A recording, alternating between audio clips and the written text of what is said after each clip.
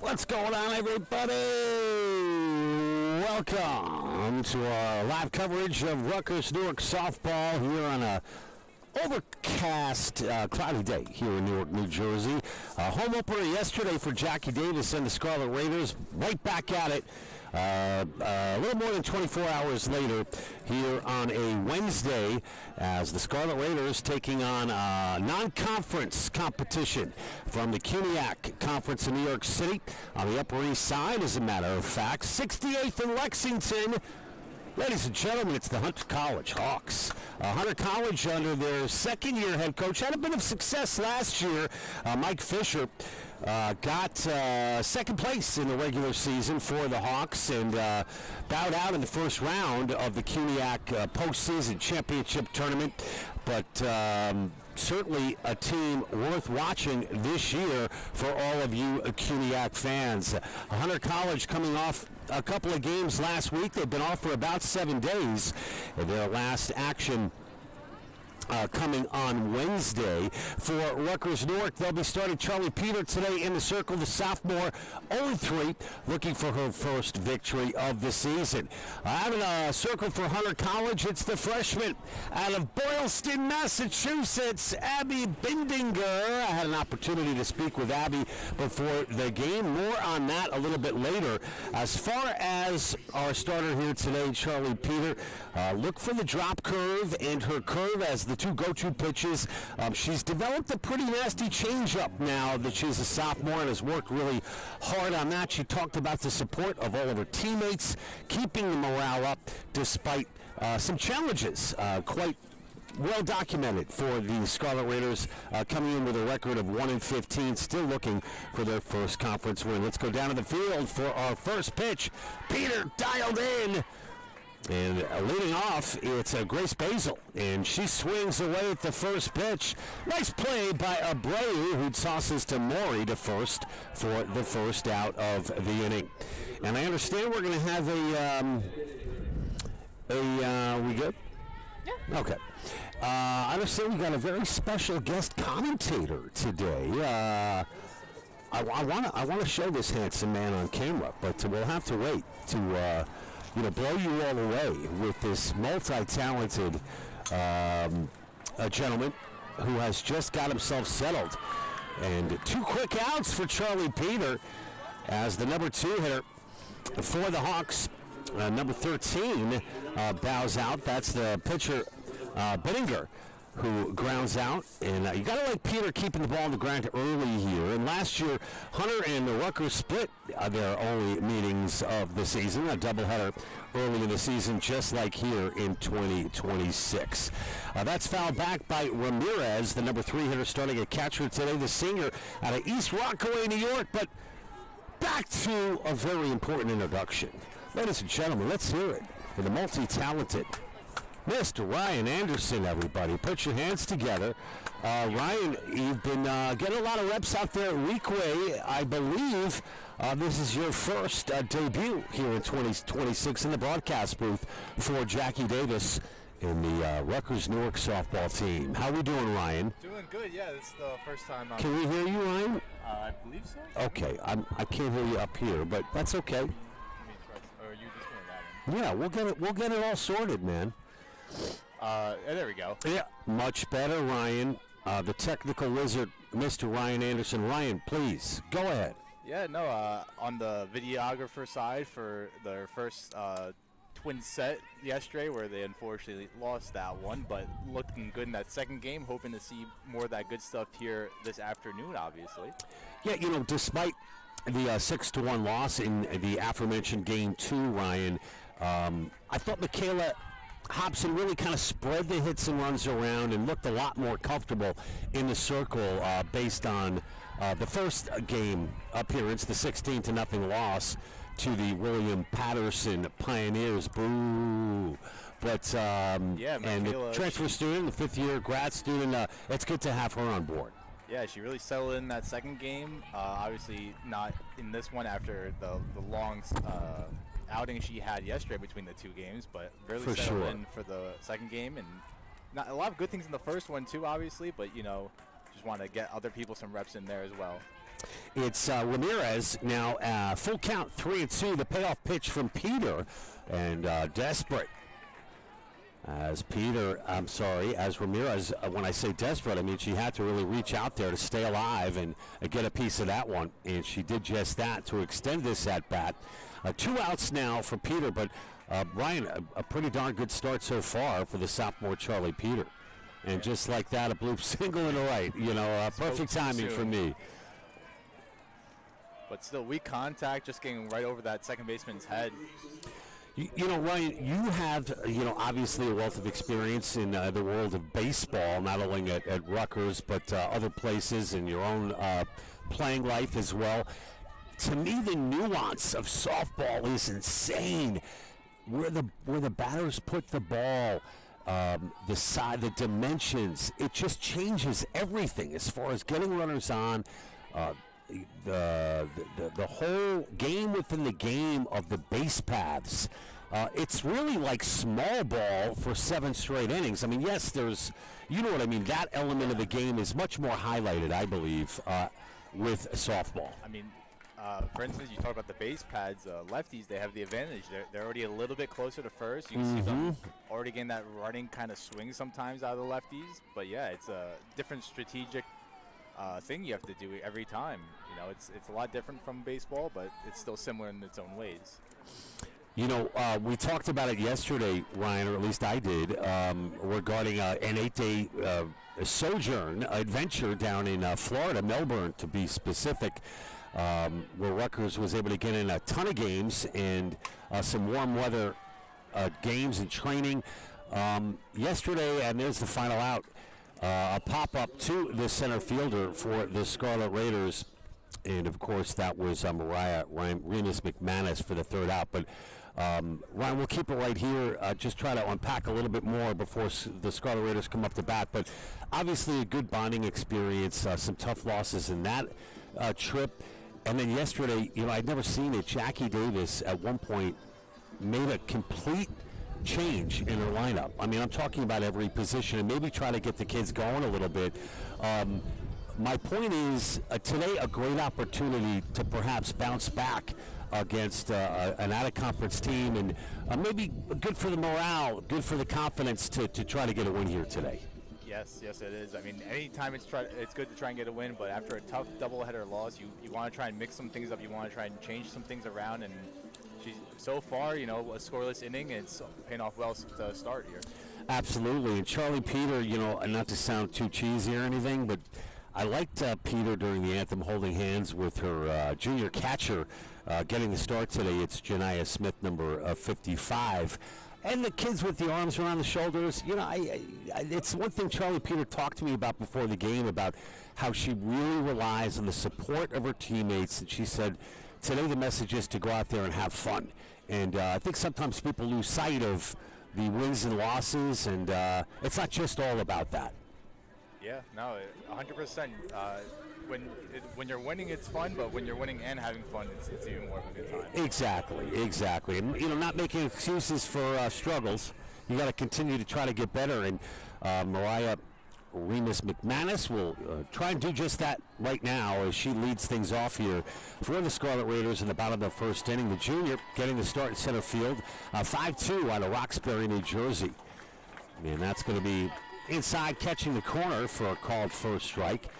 Starting in the circle for Hunter College, as we mentioned earlier, Abigail Bindinger, the freshman, 5'4", out of Boylston, Mass. And she's a lefty, Brian, which, could throw, it's always fun to watch a lefty, in my opinion. The lefty-righty matchup here, it takes on a new dimension for both batters and pitchers alike. Yeah, I mean, I'm a little biased being a lefty myself, so I always enjoy when there's a fellow lefty on the mound. Ryan, I feel like it's gotten a little out of hand on all levels of baseball and softball with this whole chess match of lefty versus righty.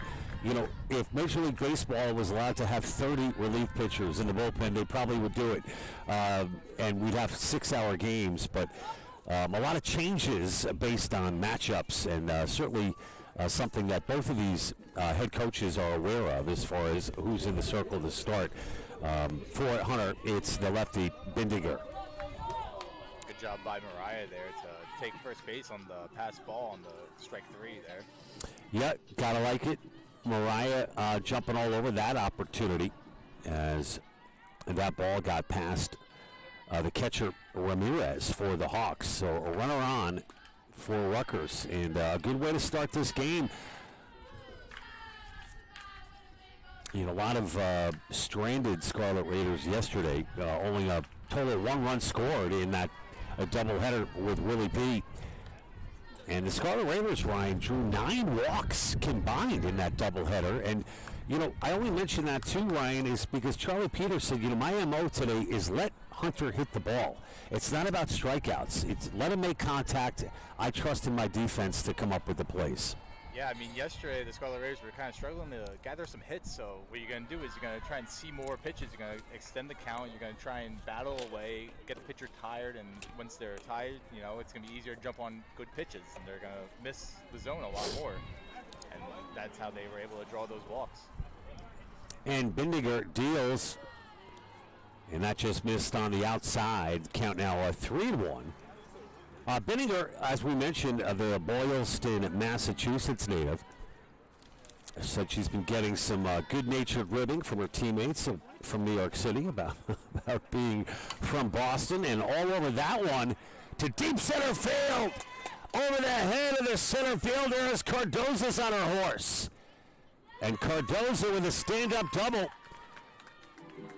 And surprising everybody, Cardozo with a shot that flew over Elizabeth Thompson's head, and Cardozo picking up where she left off late in game 2, Ryan, yesterday. Yeah, I mean, a good job by Cardozo, too, on the base pads. You know, she had to stop for a minute because McManus was still on second waiting to see if that ball would land. Exactly. So, good job by her, and now it's second and third with a big bat here in O'Brien. And still no outs, Ryan. And O'Brien, fair ball over the third base bag. 1 run scores, 2 runs score. And what a change of environment here today in Frederick Douglass Field as the Scarlet Raiders jump all over Hunter College. Keelan O'Brien busted it wide open here in the bottom of the first inning. O'Brien with a 2 RBI double, and still no outs here in the bottom of the first for Destiny Maury. Big smile from Jackie Davis, I noticed, over on that third base side.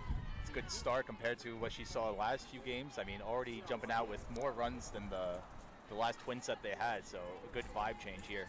I could almost see the shoulders relax a little bit on Jackie Davis over there at third base, carrying a lot of, I don't know, you know, as a head coach, you always want your kids to win, and just what the doctor ordered here, Ryan, on a late Wednesday afternoon on a, dare I say, muggy, overcast day in Newark. Temperatures nearing 80 degrees once again for a couple of days here in a row. Perfect day for some softball. Absolutely. Got a little breeze, maybe a little windier than it was yesterday. I talked to Abby Bindiger, as I've mentioned about 30 times. Oh, the off-speed, nasty pitch, and a called strike 3. Bindiger with the junk. My gosh.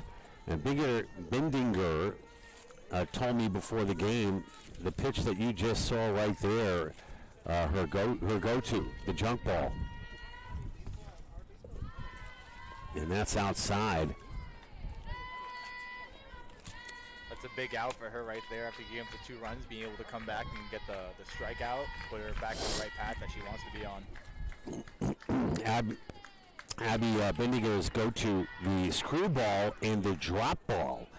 And she said it was real, big draw for her, Ryan, to come in as a freshman on this Hunter Hawks team, knowing that she had a good chance at starting as a freshman, and she has earned her way into the circle as a starter in her freshman campaign.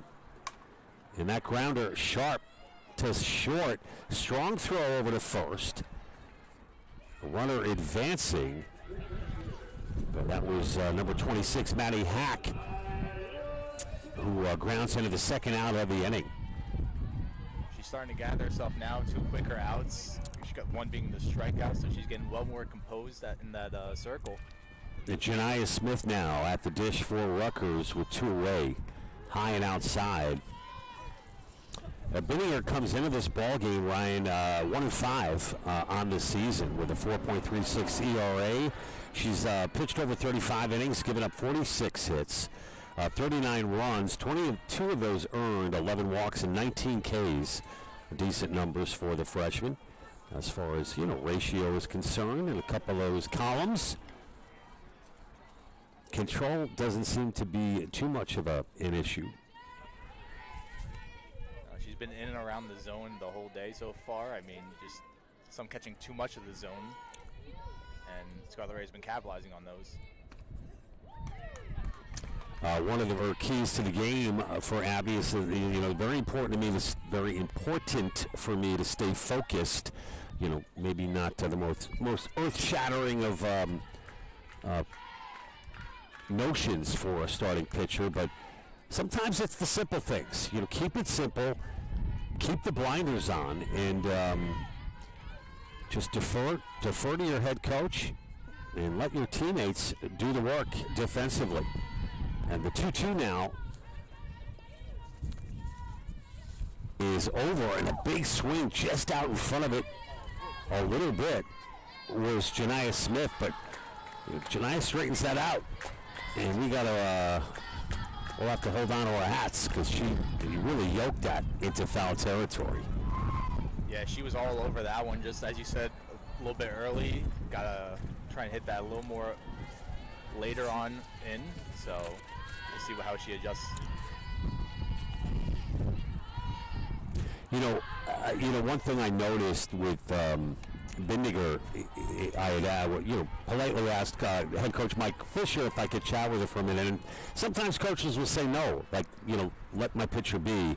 But Abby was more than happy to come by and say a quick hello, but I could kind of see that, and that's going to do it as Smith grounds out for the final out of the inning, but not before a little damage is done here, Ryan, as the Scarlet Raiders take the early 2-0 lead on the RBI double by Keelan O'Brien. But just to finish that thought, that pregame look that like a goalie has in hockey or a starting pitcher has in baseball or softball, she definitely looked like she was in that mental state of getting ready, which I always find kind of cool to see. Yeah, it's a game face, just trying to lock in and prepare for what is to come. Especially as a starter, you're going to be out there for what you hope to be a long time, and you want to be able to be focused and just set aside all distractions for the moment. Absolutely. Score 2-0 after one. It's live coverage of our doubleheader here at Rutgers Newark in Newark, New Jersey. Game 3 and 4 of the home debut 48-hour window. I don't know, what do we call it? We got to find something a little more catchy. But Hunter's been off for the last week. Rutgers right back at it after a tough one yesterday. But they have certainly turned things around in the early going of Game 1. We'll be back with more live coverage of Rutgers softball right after this.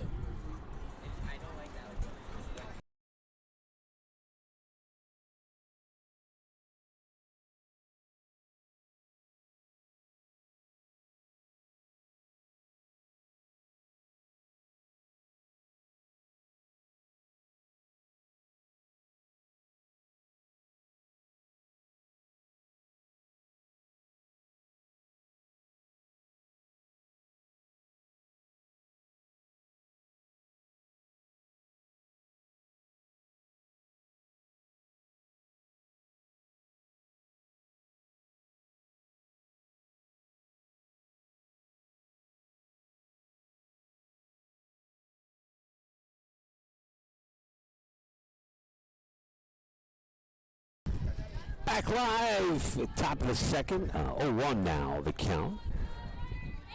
To number 10, Isabella Thumbheart. Kind of sounds like a character in a children's fairy tale. Isabella Thumbheart, number 10 for Hunter College. She's a sophomore, 5'5", out of Long Island, New York. Shout out Holy Trinity High School. Peters had a nice efficient inning in that first one, trying to replicate it here. The one blemish being that weak hit over second base's head. So just trying to replicate the same as she did in the first. Absolutely. Thumhart batting .242 on the season.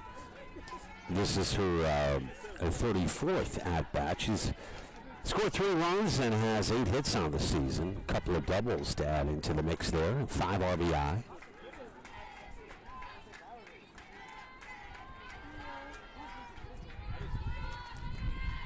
And Peter Diaz squaring up to bunt with Thumhart. Pulls it back. Count now full at 3-2.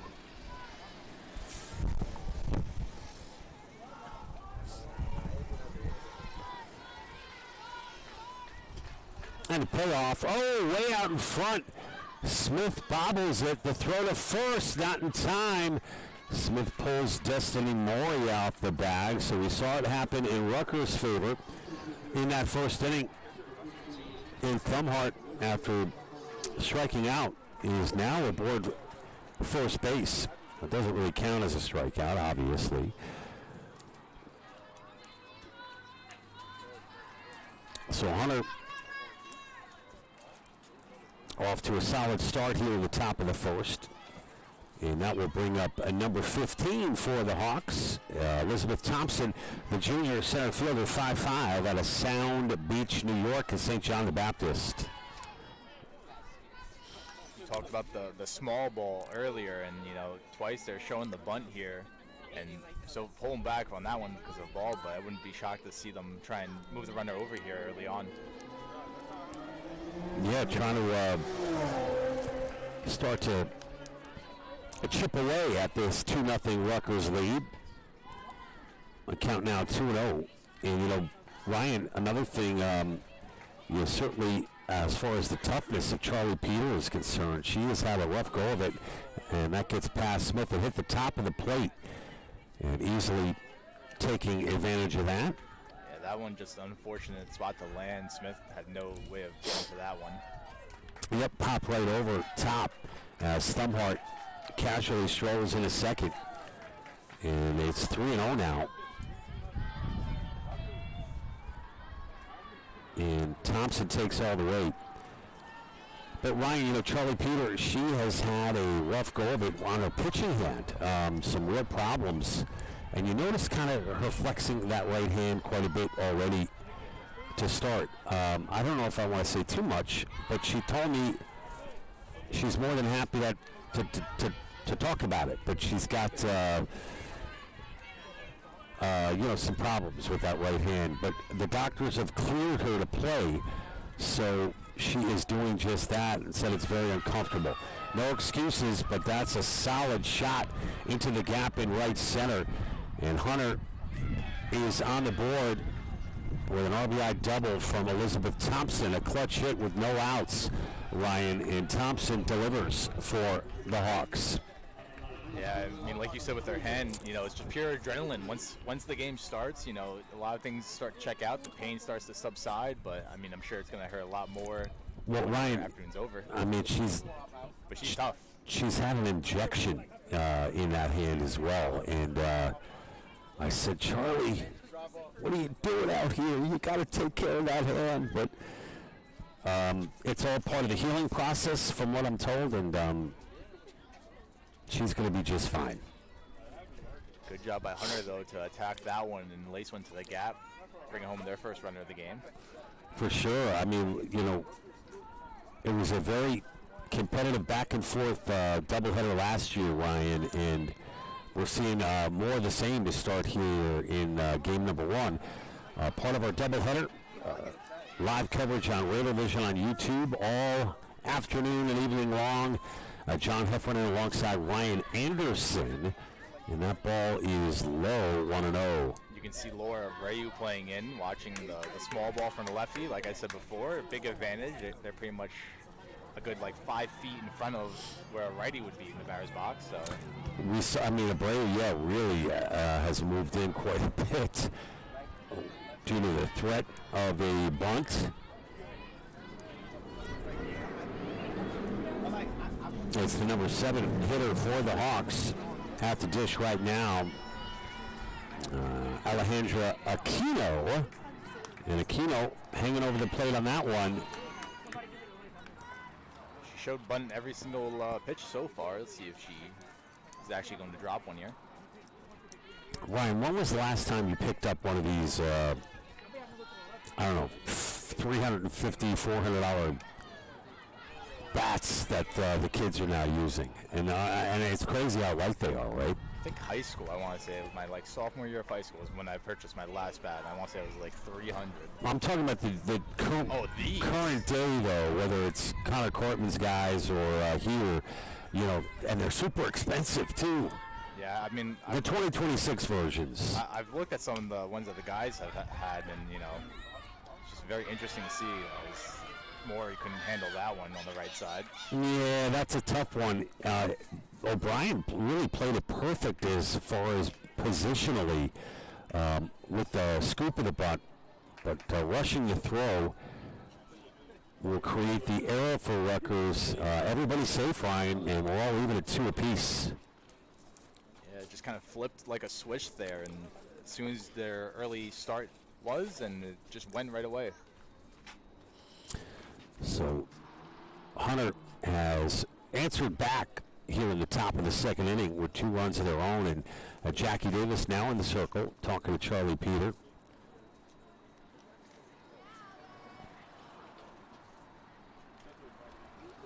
And Charlie going to look to shake it off a little bit and keep going. There's still no outs. Yeah, like we said earlier, she was able to get that strikeout earlier, but got by, and they were able to take advantage of it, get the first, so still looking for that first one, like you just said. And that'll bring up number 21, Giordana Bowen. Giordana is a freshman, 5'3", out of Poughkeepsie, New York. Beautiful part of upstate New York. And the runner goes. Smith with the throw. It's just a bit offline. Had the eyes, but did not. I mean, had the legs, but didn't have the eyes, as it were. And Hunter now with the runner in scoring position as they look to continue a strong second inning. Bowen attended Arlington High School. Strong football team, Ryan, at Arlington in upstate New York. Ryan, Poughkeepsie, New York, the home of Mel Gibson, believe it or not, before he moved to Australia. How do I know this, Ryan? I don't know. I need help if I've got all these silly facts in my head. But Poughkeepsie is also where I think Marist College is located. I think you are right on that one. Yep. And there's there's another fancy private school in Poughkeepsie. I can't recall the name of it right now. And just above Poughkeepsie, you've got Rhinebeck and some great little spots up there as well. Anyway, back to the game. 1-2. Beautiful pitch by Charlie Peter. She gets the strikeout as Bowen was way out in front of that one. That's a good sign for Peter as she gets the first out of the inning on the strikeout. And that was the number 8 hitter, Bowen, going down swinging. And that'll bring up number 14, Brianna Flores, the number 9 hitter. Flores at 4'9", out of Brooklyn, New York, a North Side Charter, the senior, is playing second base today for the Hawks. Big swing as the second baseman Flores was out in front on that one. Another great pitch by Peter, and the count now 1-1 to Flores. She's starting to get back into that groove that we saw in that first inning, as they're on the, as I say it right now. As Flores pokes one in a right field, and runners now on the corners. But yeah, you could see a little more comfortability from Charlie Peter, and that's probably reflection of, the little chat from Jackie Davis. Help calm her down a little bit. Early game jitters, whatever it may be. But still only one out. Runners on the corners as the Hawks continue to threaten here in the top of the second. And it will be a Grace Basil with already her second at-bat of the ball game. The leadoff hitter, 5'4" junior out of River Edge, New Jersey. A little bit of a coming home party here for Grace Basil. Hawks doing a great job keeping Peter out there, and the longer she's out there, the more tired she's going to get, and it's going to force the Scarlet Raiders to go to a substitution earlier. Absolutely. Oh, another big pitch from Charlie Peter. She fooled Basil on that one. Basil out of Riverdale High School. The runner is at second and third. And fouling that one away. And, I like how Charlie's starting to mix it up. You see she comes with the fastball, or, what do they call it in softball? It's a drop ball. More of a drop ball, but a little more velocity on that one for sure. They're trying to keep Basil off balance, and the count now 1-2. And Basil protecting there as she pokes that one into foul territory. This is a big spot for Peter, be able to strand those two and get some momentum back for their hitters to come up. Interested to see what she does here to try to get the strikeout.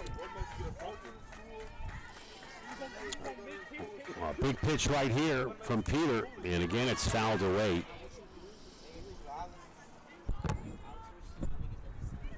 And Destiny Mori at first. Maddie Hackett short for the Scarlet Raiders. Cardozo out in right field. Ellery Mahoney starting in left. Kieran O'Brien at third. Abreu at second. Solcia Hughes is the designated player. And Mariah Remus McManus out in center. That's the defensive starters for your Scarlet Raiders. And it looks like Basil said, I had no idea what that was, but I'm lucky to have gotten out alive, as it's a called ball. 2-2 now to Basil with one away. You mentioned O'Brien at third. We saw her a lot in the outfield most of her collegiate career, and I remember when I saw her yesterday there, I was like, what's that over there? Yeah. So I didn't even know myself that she could play third base, but she's done well in her short time there right now. Getting quite a bit of the reps at third last year, Ryan, was Marissa Hausnecht, who I think has graduated. Yes. And so some player movement, personnel movements around the field in this 2026 iteration of the Scarlet Raiders. High past Smith, that's going to be a wild pitch. And the runners advance, including one coming home, that was Aquino. And the Hawks take the lead. Smith didn't really have a chance, Ryan, at grabbing that one from Peter. No, just floated a bit too high, Peter, and that looks like it's going to be all she wrote for her today. Well, Peter gave it her best, Ryan, but doesn't last 2 innings. Score now 3-2, Hunter College. And as far as the Hawks are concerned, last year, Ryan, we talked a little bit about it during the pregame. But a couple of cool statistical categories. Looks like Mia Aquino out there to replace Peter. So Scarlet Raiders going to their own lefty now. So Aquino indeed will come in for Charlie Peter.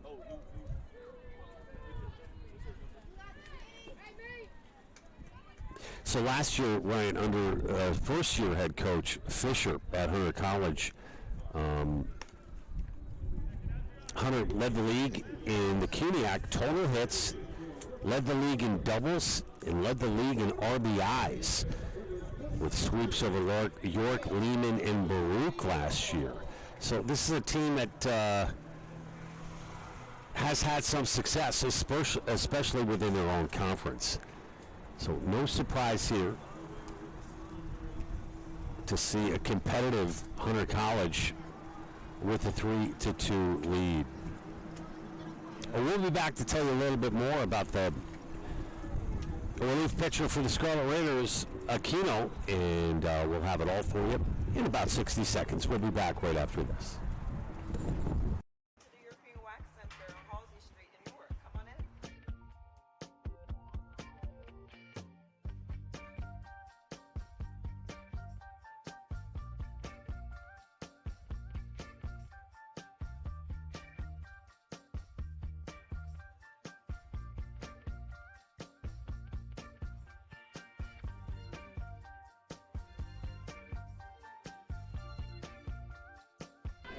Hey, we're back here live. Frederick Douglass Field, downtown Newark, New Jersey. Hunter College out to the early 3-2 lead as part of our doubleheader here live on Raider Vision and YouTube. We've got a new pitcher for the Scarlet Raiders. It's number 27, Mia Aquino. And Aquino off to a good start as she gets a pop out from the pitcher, Bendinger. And that's going to do wonders for confidence, Ryan. Yeah, it helps you get settled in right away to be able to first pitch strike, and then not even that, get the first pitch one out there, and it's going to do wonders here for this next at bat because now you have much more to work with. You're not worried about giving up a fly ball too far to let a runner come home. Adriana Ramirez takes a strike. Ramirez starting a catcher today for the Hawks, a senior, 5'4", out of East Rockaway, New York. You ever been out to the Rockaways, Ryan? Can't say I have. It's very lovely. Rockaway's got a lot of attention during that big hurricane years ago, which did a lot of damage in that part of New York. But they get a lot of attention for some great stuff as well. Nestled right on the water in the Rockaways. Got a lot of firemen from the FDNY that live out in those parts. And that one is popped up down the right field line and out of play. Giving chase for the Scarlet Raiders. It's always scary to watch that ball go down that right side with that big break ball. No, it's a very intimidating place. Yeah. Not a lot of room out there in foul territory, and then you've got the facade of a pretty scary-looking building. Yeah, I mean, there's padding over there, but there's only so much that padding is going to do when you're running full steam ahead.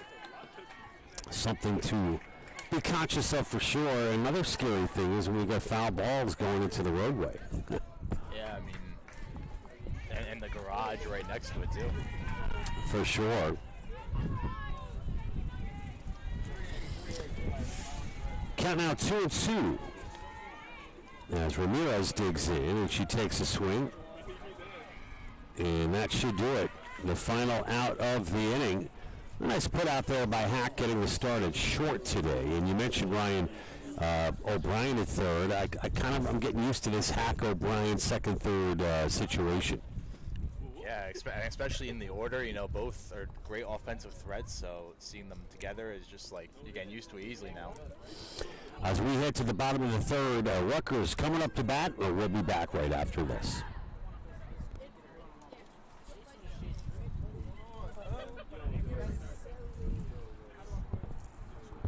To the European Wax Center on Halsey Street in Newark. Come on in.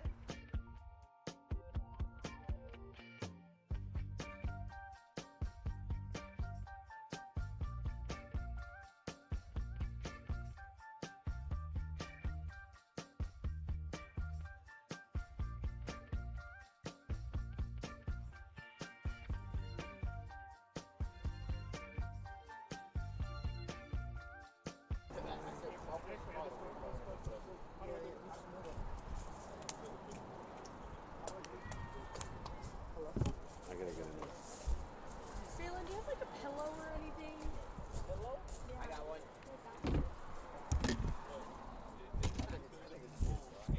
My market sold out.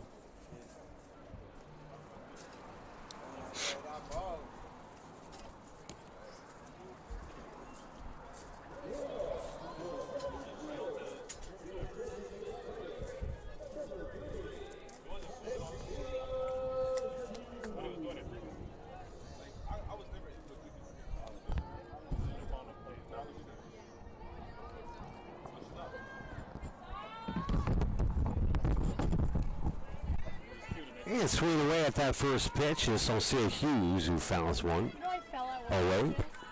I had 2 plates in my hand and somebody spilled their drink. I literally slipped and fell. So I hurt my back.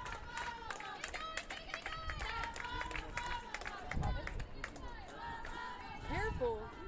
That's your job. Your balance is your job.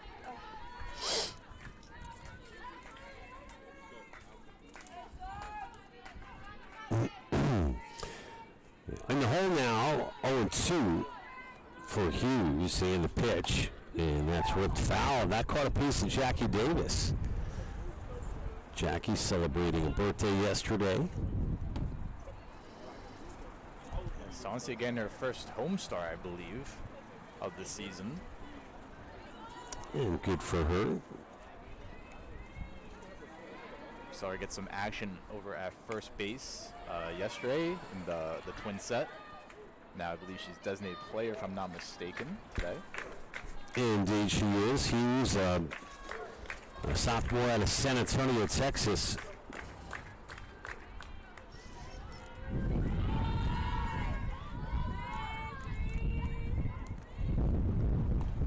And that's going to be outside.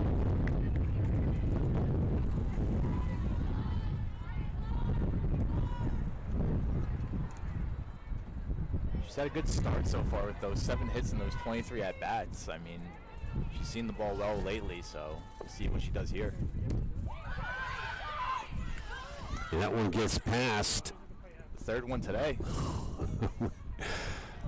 Hey, Rutgers will take it, trailing 1. They've now got a runner aboard here in the bottom of the second. And we'll bring up Ellery Mahoney.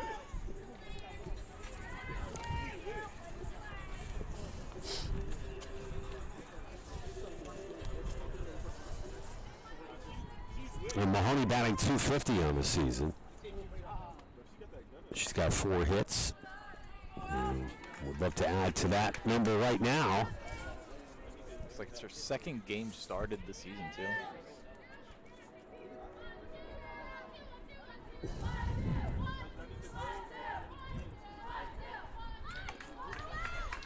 Great bunt there by Mahoney. And Mahoney does her job advancing the runner. Looks like called foul, it looks like. Oh, okay. They're going to bring it back. Good call, Ryan. I didn't quite see it. Looked clean from my angle, but I don't get paid to be an umpire these days.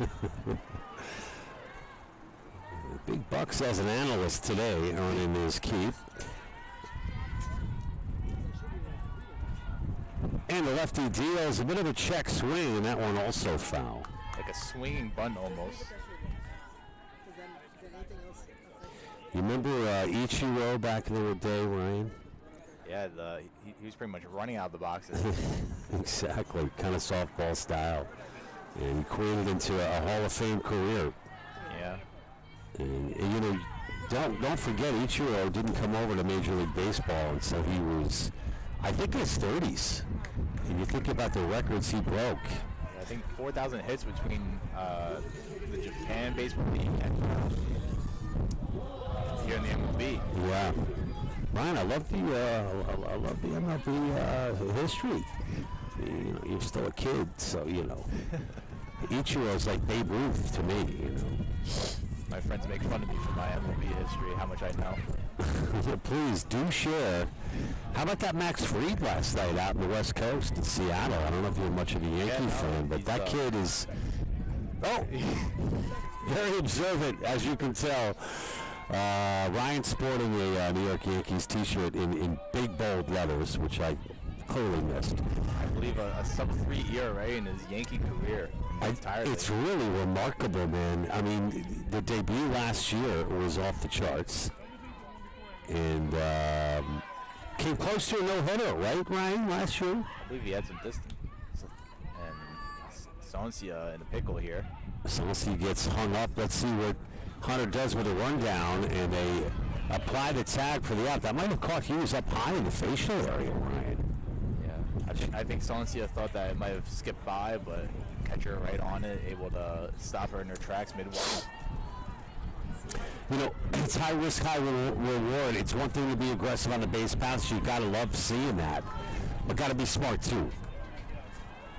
And the count now 1-2 as Abreu takes for a ball.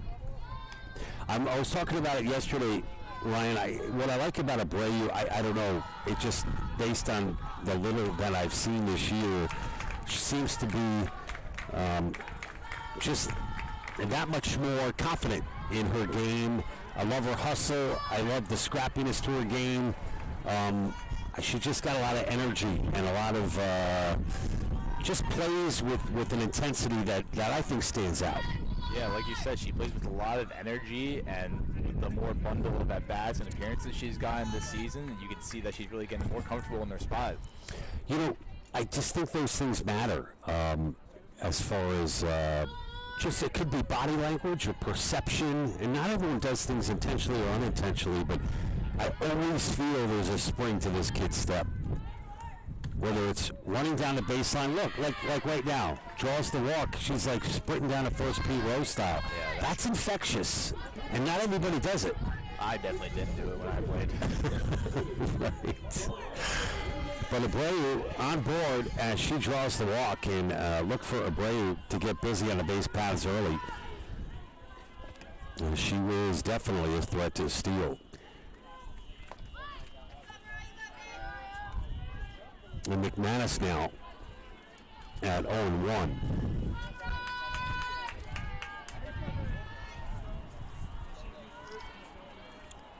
And the lefty deals inside. That'll even the count at 1-1.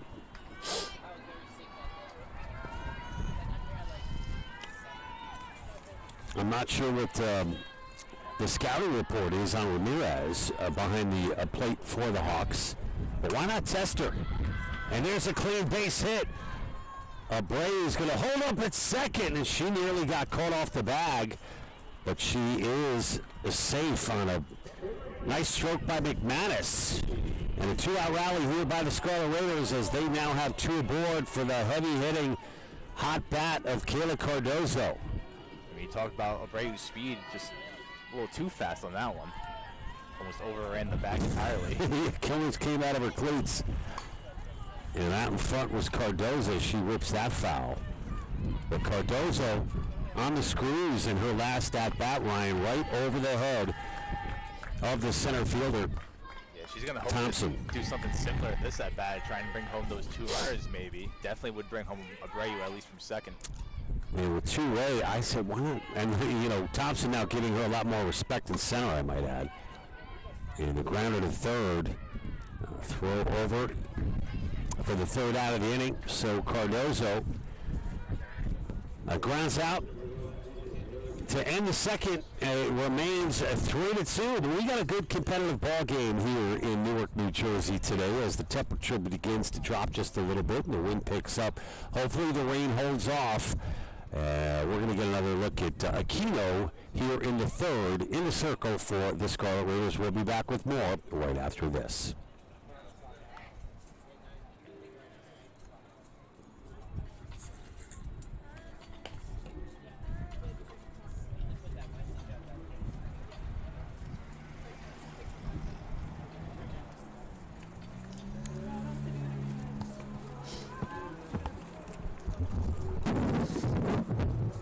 Will you invest in yourself today?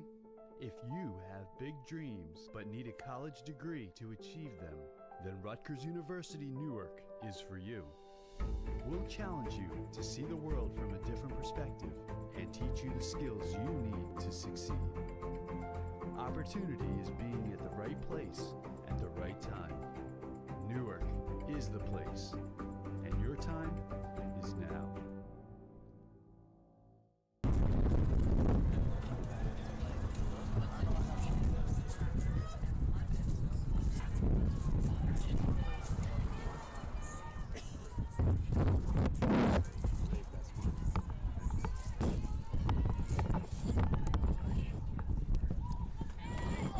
And Aquino, I don't know, Ryan, what do you think that was? A curve? Hard to tell off-speed braking stuff. I looked a away for a moment there. Didn't quite get a chance to see it. Either way, outside, ball one. And the grounder over to Hack. And I don't know, Ryan, is it me or is Hack just a lot of fun to watch out in the field? She's so smooth. Yeah, I was going to say she did a great job playing that hop. Turf is sometimes, it's known as being a better option in terms of reading the hops, but sometimes it could be a little unforgiving, but she did a great job letting it come to her there.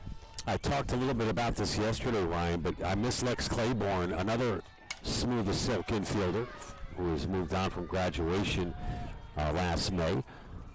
And we wish Claiborne all the best, and that was number 10, Thumbheart, coming through for Hunter College. As the hits continue to be scattered about for both of these teams. One away, Thumbheart now the runner at first for Hunter College, and that'll bring up number 15, Thompson. Aquino did a great job getting out of that jam that we saw in last inning with the two men on second and third. And now back-to-back hits, Ryan, as Aquino getting roughed up a little bit here in the third inning. And Hunter is threatening once again.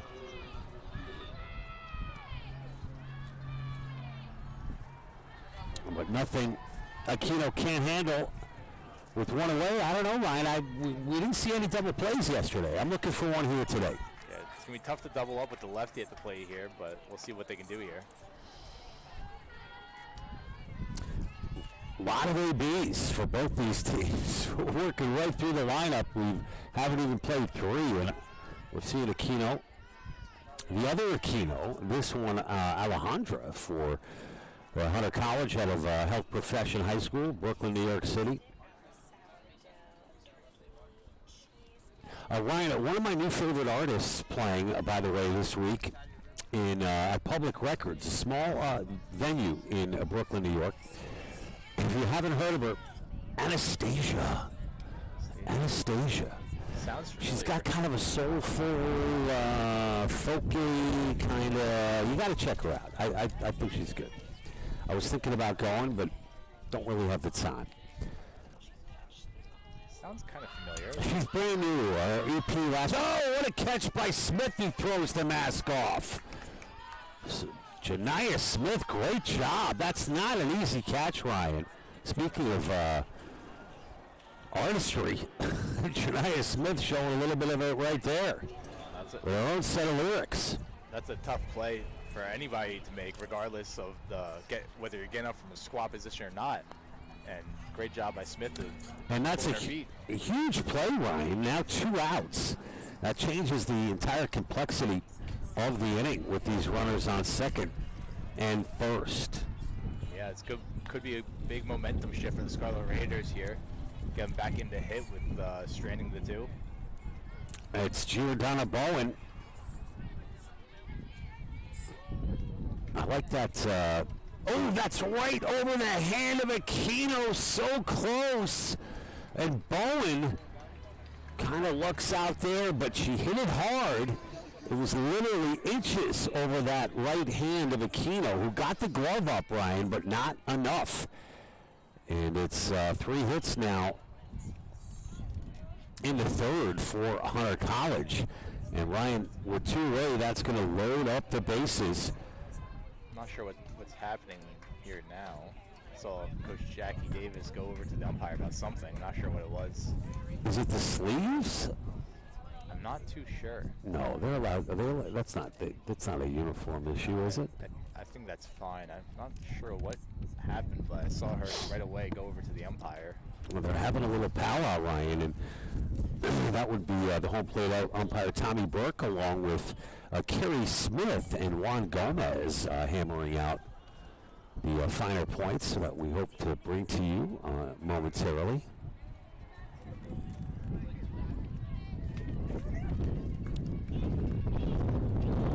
Not too sure what it was, but the discussion's over now.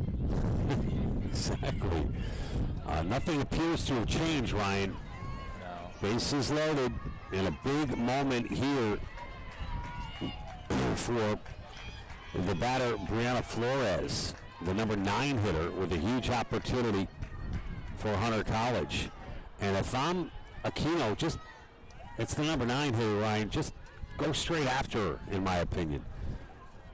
I mean, yeah, you just want to put it in her hands with the base loaded. You don't want to walk in that run. So you're going to do your best to let her hit it where she goes. And there's a base hit to center field. And thrown out in time. Another 2 runs come across for Hunter College. And you talk about a clutch hit from the number 9 hitter, Brianna Flores. It's a RBI single as 2 runs come over for Hunter College. Now 5-2 here in the top of the 3rd. Yeah, it was a great throw from McManus from center field, but just not enough time to get it there. And Basil now pulls back what she was showing as a bunt. Sometimes you see that as part of a stance to begin with. Basil takes the called strike. And she hesitates momentarily, and that goes right into the glove of Destiny Morey, who played that perfectly over at first base for the final out of the inning, but not before some more damage has been done. 2 more runs scored for Hunter College here in the top of the 3rd off some timely hitting. It's now 5-2 Hunter College. We'll be back. Rutgers coming up in the bottom of the 3rd. Back after this.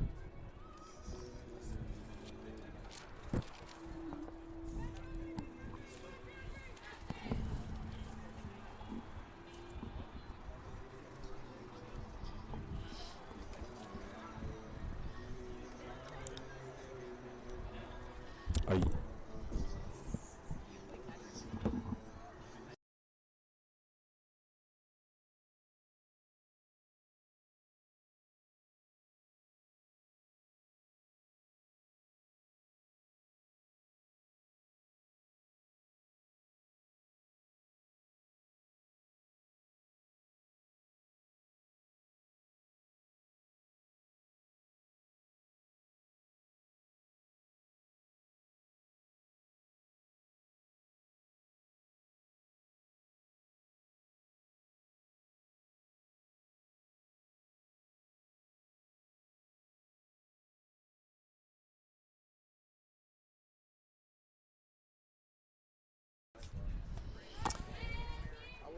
And the first pitch is outside for a ball, and John Heffernan alongside Ryan Anderson.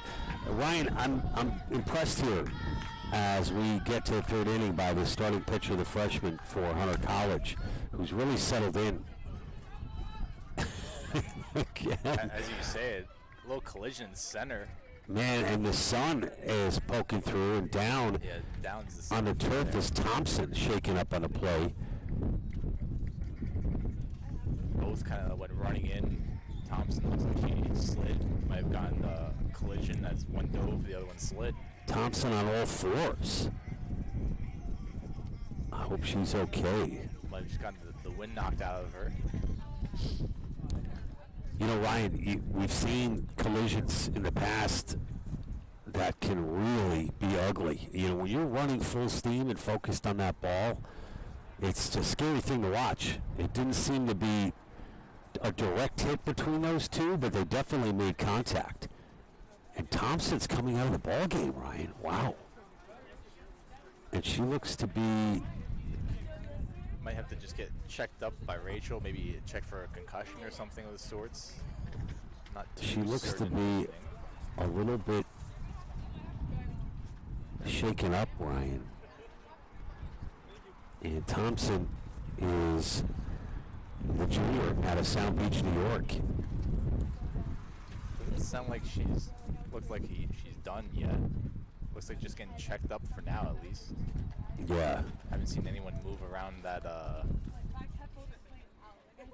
in the dugout. You know, we had a teammate-on-teammate collision with the volleyball team as part of that tri-match. Oh yeah, the hit, I believe it was Suarez And Sturt. Sturt, yeah. Sturt was bloodied. I mean, cracked in the nose, blood everywhere. It was a long medical stoppage, and I'm telling you, the kid had a smile on his face the whole time. Like, hey, no big deal. Get me repaired and let me get back out there. And that's exactly what he did. And speaking of volleyball, Rutgers Newark will be hosting the first round of the CBC tournament on Tuesday of next week, as they are the number 3 seed in the championship tournament. We're excited to bring that game for you live on Tuesday. And Thompson right back out there, Ryan, as she takes her place in center field. And it was Aquino Alejandra that did she get tied up with the left fielder, or was it the shortstop? Might have been the second baseman even. I'm not too sure who Yeah. it might have been, but Well, either way, Rutgers has a runner on board for the hard-hitting Destiny Maury. The senior is out in front of that one, and a beautiful pitch by Baldinger.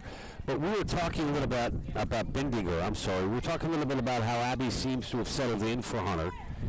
And, you know, I was impressed with Abby before the game. Very kind of soft-spoken, but measured with her answers and seemed very humble to get the amount of responsibility that she has gotten this year as a freshman from Hunter.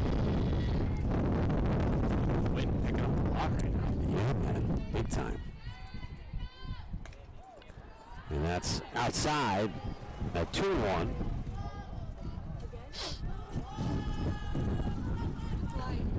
So Rutgers trailing by 3, no outs. And Maury over top of that one. And it's 2-2.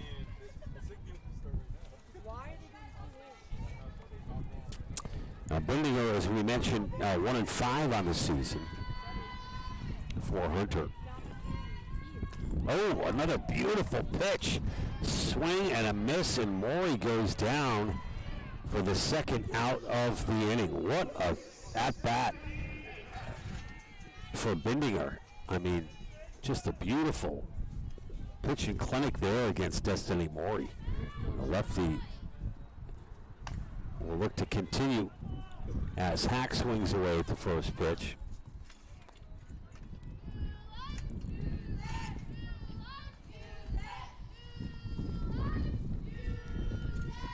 I got a big kick, Ryan, yesterday, just down the street at the Prudential Center.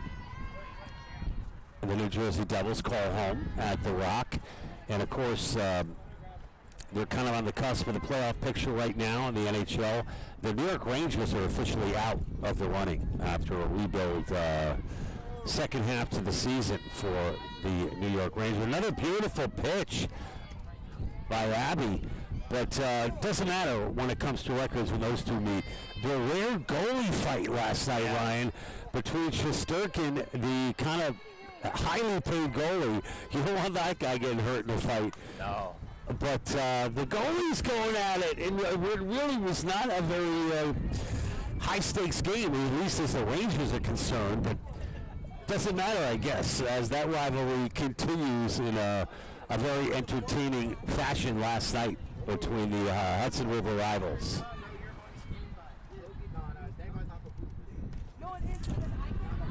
And that one outside, you can check that scrap out on YouTube if that's your thing. I think Shesterkin may have gotten the better of the Devils netminder. And Hack, that's a bing, bang, ping pong play, and everybody's safe.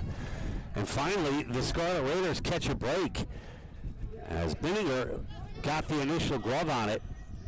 Couldn't hold on, as the Scarlet Raiders now have 2 aboard for Janiah Smith. They trail by 3. It was a close one at second. O'Brien went in standing up instead of sliding. Made it a little closer than it might have needed to be, but no harm done there.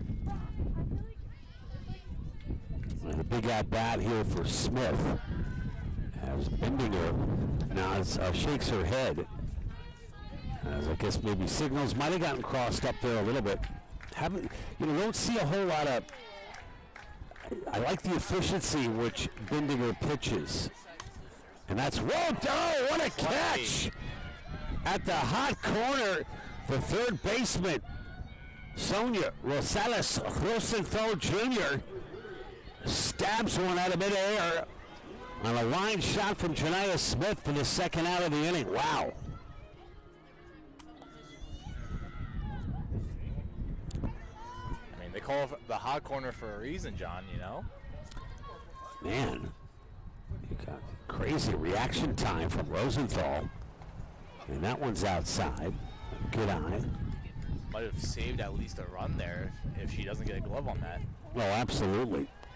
Ryan, you had mentioned Soncia Hughes getting her first start at home here in 2026. Anything else you want to add about the junior?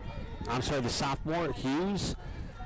She's taking advantage of her at-bats. I mean, she got on, I believe, earlier on. She got picked off, of course, but she's done well getting on base for the Scarlet Raiders. And around, as I say it one more time, like I'm saying anything good, I guess. But yeah, she did a great job being able to control every at-bat she got and getting on base and helping the team out.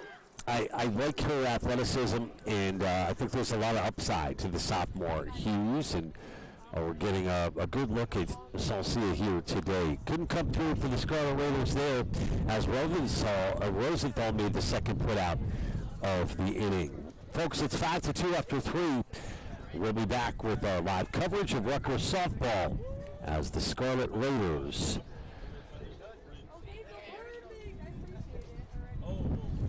looking to rebound here in the fourth inning. We'll be back in just a little bit.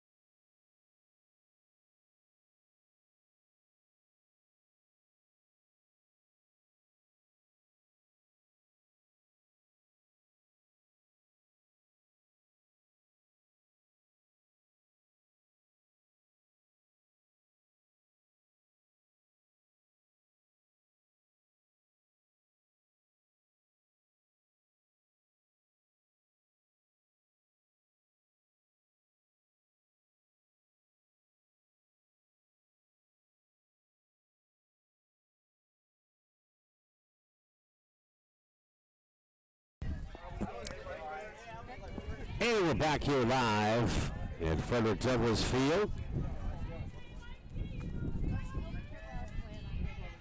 Aquino. And that's going to be a base hit past Maury. A first pitch single as Bindiger helping her own cause, Ryan, and jumping all over that Aquino offering here in the top of the fourth.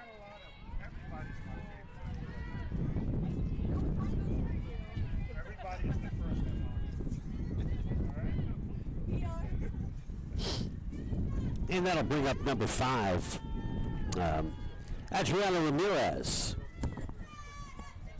And Ramirez takes for a called strike. You know, Ryan, we didn't talk a whole lot about the dueling lefties. We're focusing on Bindiger's left-handed prowess, but Aquino also bringing the lefty juice. Yeah, and she's done well so far. It's a nice play by Hack to get the leader runner at second. And we talked about it earlier, no double plays really, and there's one right there. And I mean, executed to perfection, Ryan. And that gets the infield all jazzed up for the Scarlet Raiders. But what a turn, throw to first by Hack, and the quick pivot by Abreu. Just getting the runner at first, but Ryan, that was like something out of the major leagues right there. Yeah. Beautiful execution. We talked about how great Hack has been defensively for the Scarlet Raiders, and just showing it right there in itself. And the off speed is in there for a strike. And Ryan, that's got to lift the spirits of a pitcher too, to know she can have that much more confidence in the defense. It's got to lift everybody's spirits. Yeah, when your defense is working behind you, it definitely helps the confidence and gives you a lot more ways to pitch to the hitter. I mean, that was just, it was picture perfect. It couldn't have been more perfect the way that was turned. And it's got to be nice for Jackie Davis to see, you spend all that time at practice, ground ball after ground ball after ground ball as a coach. And little things you got to get satisfaction out of as a coach, seeing your hard work and the kids' hard work pay off. Yeah, I mean, defensively, it was a bit of a struggle yesterday, and they're definitely more locked in for this game here today. The count now 3-1 with 2-8. Aquino's done a great job working in and out of trouble, and ground ball to Hack once again. She's got kind of the Jeter underthrow, too. Hack, all business as Hack with the throw over to first, good for the third out of the inning, and it's got to be a good feeling for Aquino all around. Limited the pitches there, Ryan, and got some big help from the defense. Yeah. So the Scarlet Raiders coming to bat here in the bottom of the fourth. Hunter 5, Rutgers 2. We'll be back with Rutgers coming to the plate right after this.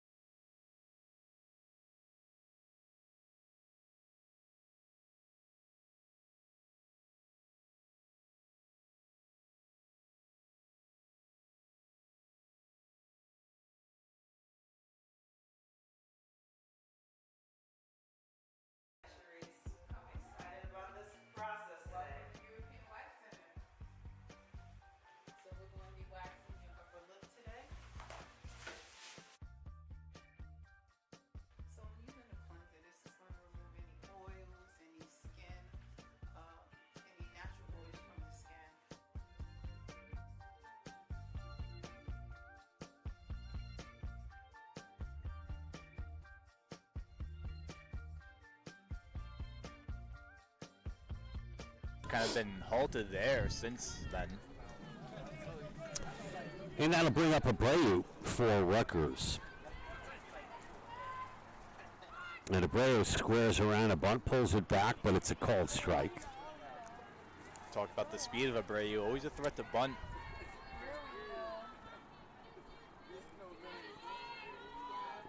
Ryan, any April Fool's Day pranks that you were a part of, either on the receiving or giving end today? No, not that I was a part of. I did notice, I believe, women's volleyball, I think Savani Khan had a little accident in the office, I guess we'll call it.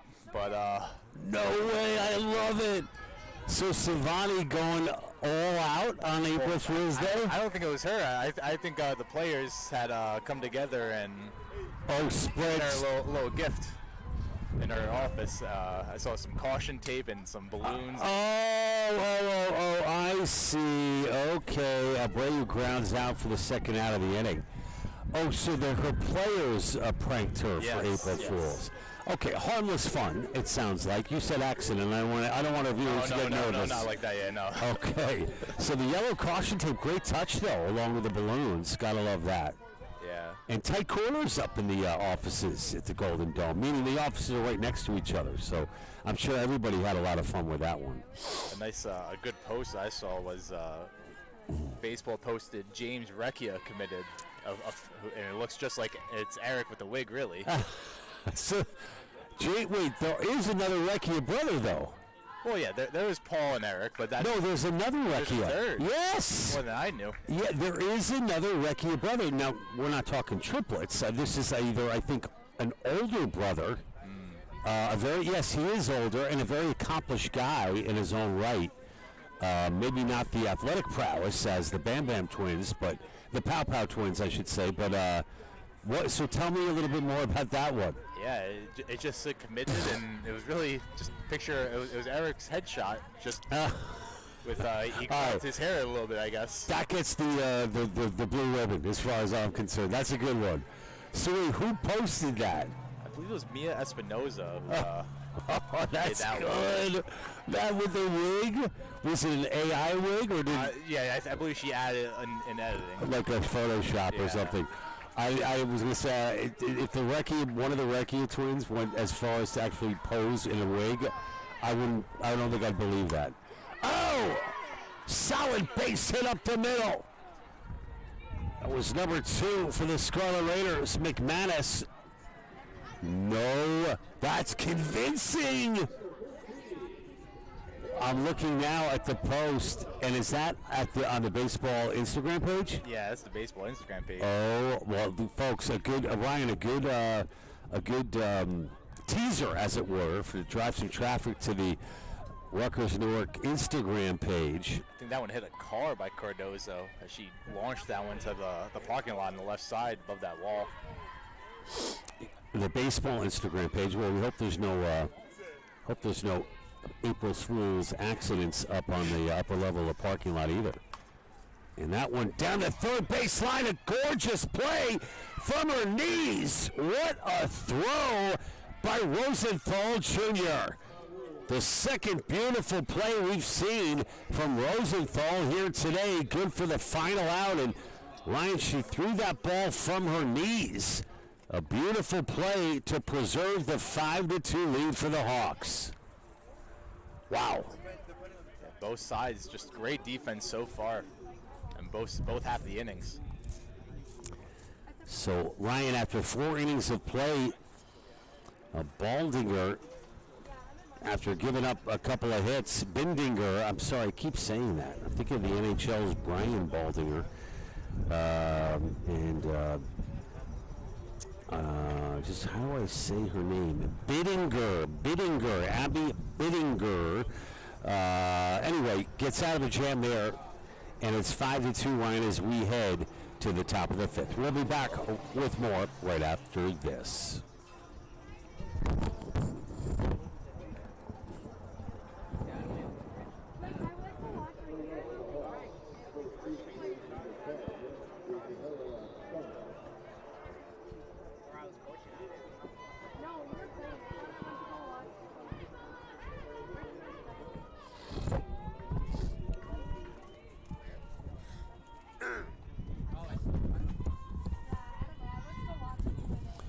And we're back here live at Frederick Douglass Field on the campus of Rutgers University in Newark.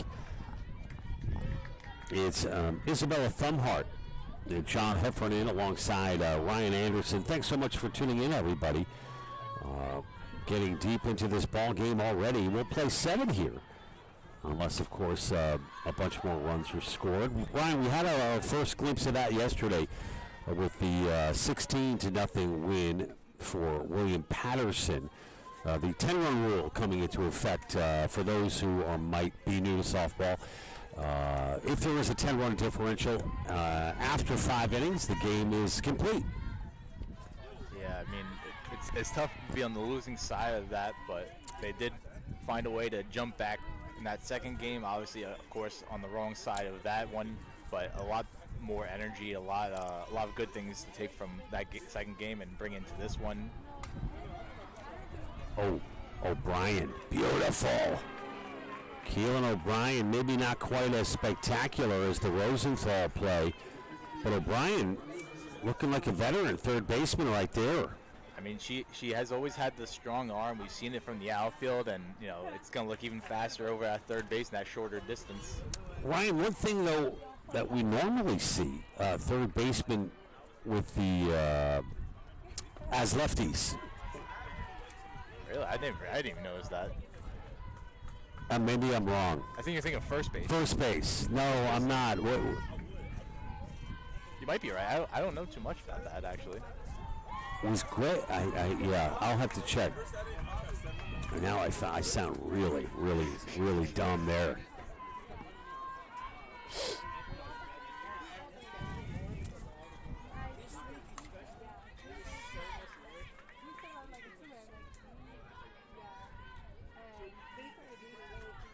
I think you just confused your corner Yeah, infield. I just I have no excuse on that one. I clearly have a lot to learn, Ryan. Plenty of games left to adjust more. Hone my skills. Yeah, good luck, Johnny. Good luck, Johnny. 1-2 now, the count to Beth Thompson, Liz Thompson. Leno's done a great job coming in relief for Peter. I mean, I believe the one inning with runs given up. Again, I gotta stop talking. I think it's happened every time, John. Thompson has been on board every time as well. You know, she collects yet another hit today.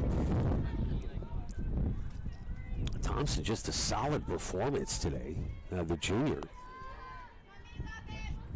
Very steady at the plate.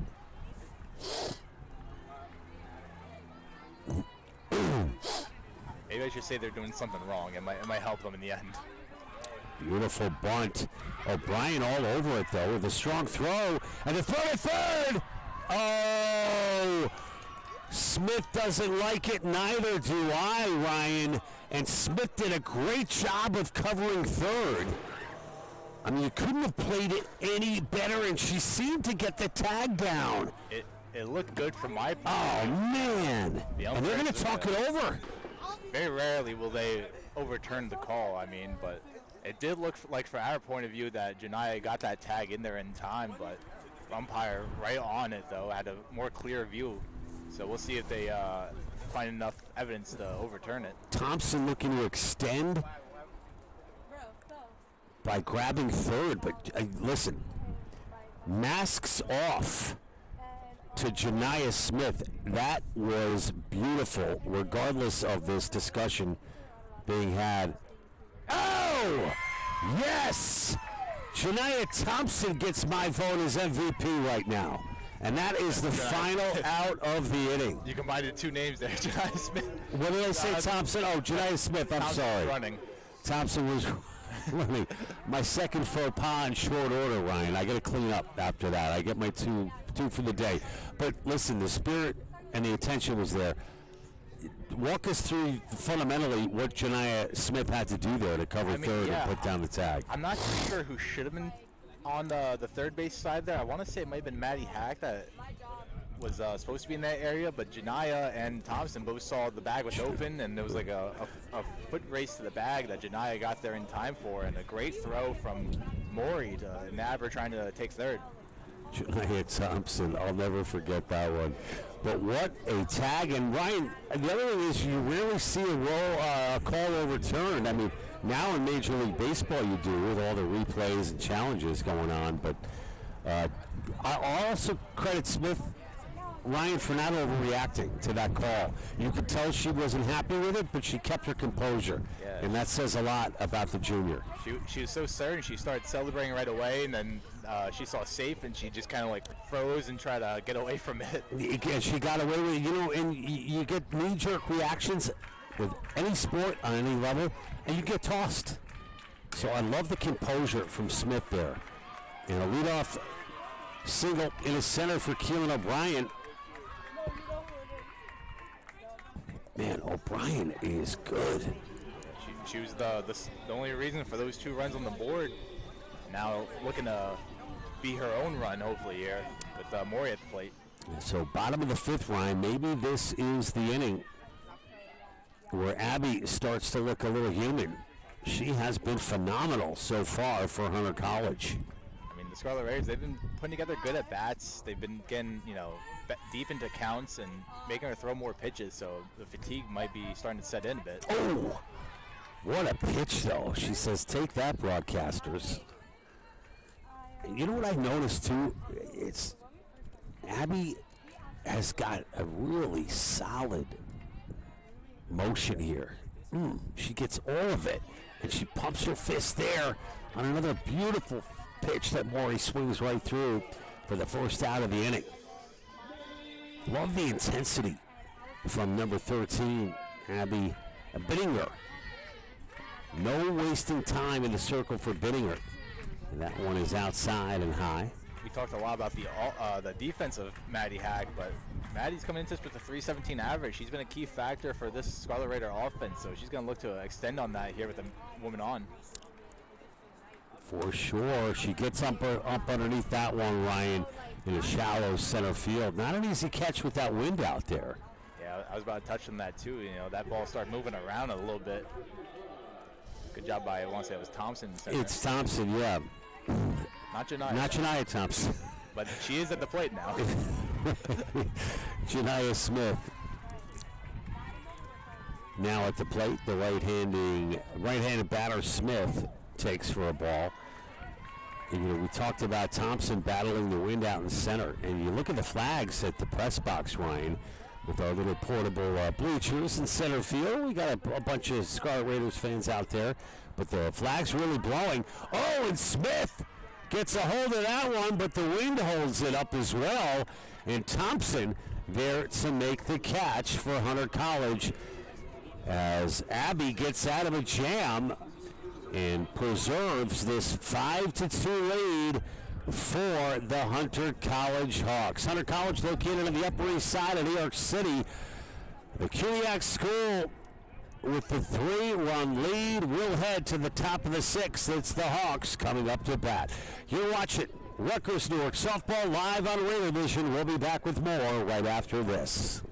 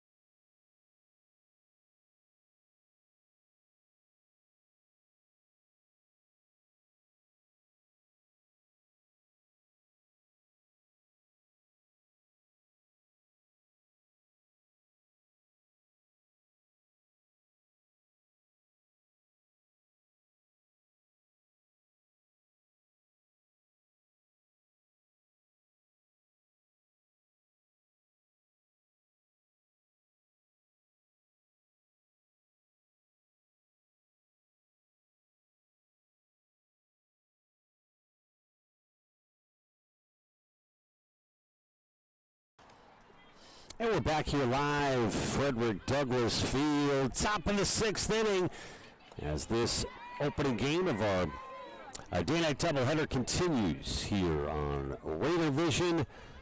It's number 21 for Hunter College, the number 8 hitter, Jordana Bowen. It's been a big duel of the lefties now for both sides right now. For sure. Hey, Ryan, does every softball player have the mask on the batting helmet?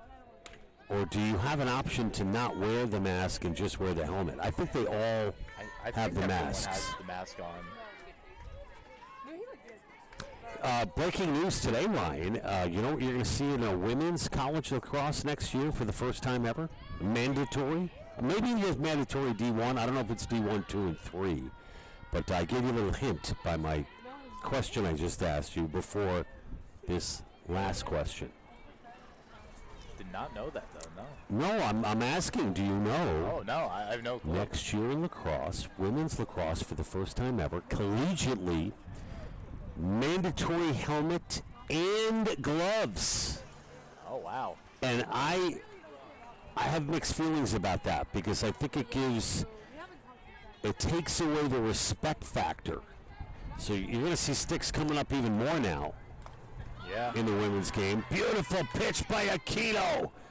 Down swinging goes Bowen. Aquino in her, once it's her 5th inning of work, I mean, only 2 runs given up in that second inning that she came in for, but she's really settled down here, and she's been a spark for the Scarlet Raiders. Absolutely. Has not wavered. Off speed is in there for the called strike. And it's Flores now, and Flores, Ryan, certainly one of the MVPs offensively today for Hunter College, coming through in the clutch with an RBI hit. And she flares one to the right. Oh, and it's just foul. Almost hit the line. You know, Ryan, first of all, Flores wearing my college lacrosse number, I might add, number 14. And Flores, you know, it's just a good example of not the size of the dog in the fight, size of the fight in the dog. She is certainly very effective. Not the biggest, tallest person out there, but she goes down looking, but has made some key plays in this game for Hunter College. Quino really settled in now. I mean, you can see the energy she's bringing. It's really helping the Scarlet Raiders get back up to hit. 2-8, and it's number 23, the leadoff hitter, Grace Basil. And Basil fouls one away.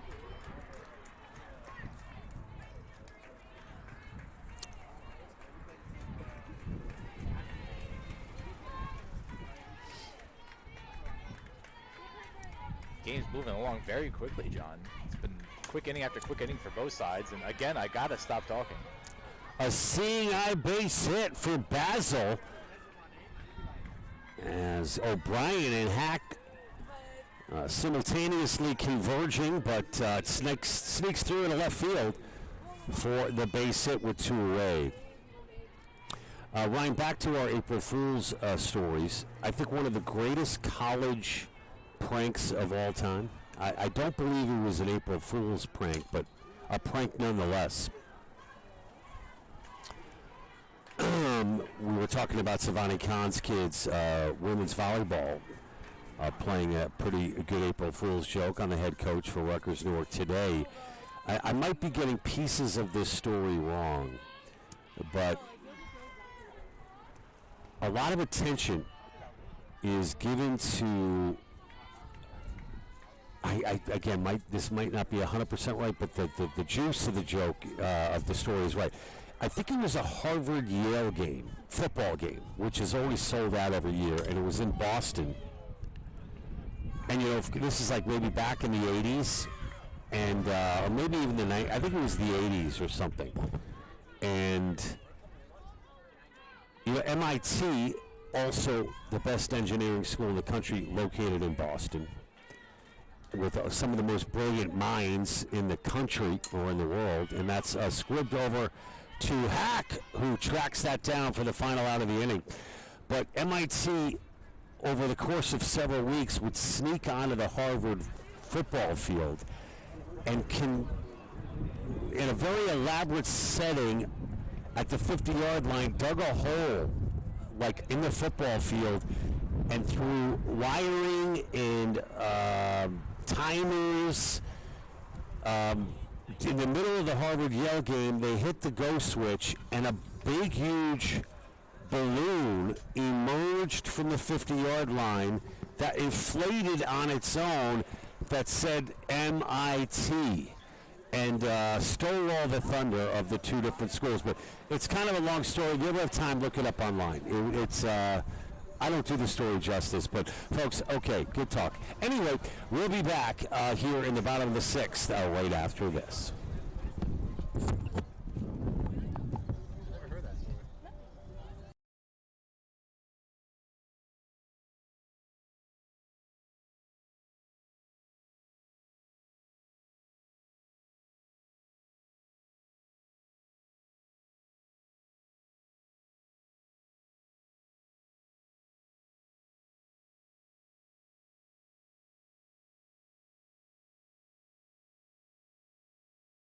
Challenge you to see the world from. Celsia Hughes, who grounded out her last at bat. Ryan, notice the open stance from Hughes, way up in the top of the box as well. Yeah, the stance, you know, a lot of times you see them closed, but this one kind of gives me Jacob Wilson vibes from the Athletics a bit. Not that extreme, but you know, Ryan, though, that lead foot, though, the left foot moving out of the box. Take a look at that, right on the edge. yeah, but she's done well at the plate, so whatever works. Absolutely, it does well right here. That could be trouble. It goes all the way to the wall. Hughes on her horse, looking to turn it into 3. A stand-up lead-off triple for Salcia Hughes. It looks like they had a shift a bit on that right side that Hughes took great advantage of there. Right fielder is playing more towards that right center area. And, you know, more importantly, Ryan, clearly Hughes was going the opposite way on that pitch. And you talked about the open real estate in right field. She put it exactly in the right spot. Squaring up to bunt. The ball is loose. So Cross with the, Mahoney with the infield single. If it's for a video, you don't want my phone. Looks like Coach Davis is going to make a substitution here. What? A pinch runner? Pinch hitter, looks like. Oh, Farisi. I was wondering, what do you think the thought is there in Farisi not getting the start today? I mean, it is a doubleheader, so, I mean, there was guaranteed probably one of the games were going to be off, and I guess, you know, they decided to go with Smith for game 1 at least. Smith has answered the call and then some. But we will see Farisi. I'm not sure if we'll see her in game 2 behind the plate, but we'll see her here now as a pinch hitter. In a big spot right now for Rutgers. Haven't been a bigger spot all game yet, as they do throw it. Double steal! Work to perfection! As Hughes comes across for the 3rd run of the ball game, and Rutgers now trails by 2. I think it's by 2, yeah. So tying run now in Farisi here. And Farisi over top of that one. And the ball gets by. And moving up on the play for the Scarlet Raiders is Mahoney. Yeah, Farisi, she's got shoring up a bit here and just try to hit it to the right side, try to put it in play and bring Mahoney home and make it a 1-score game. And the 0-2 to Farisi. Roped foul. Mahoney had to get out of the way of that one. Farisi was all over that one. In the 0-2, she's looking to protect.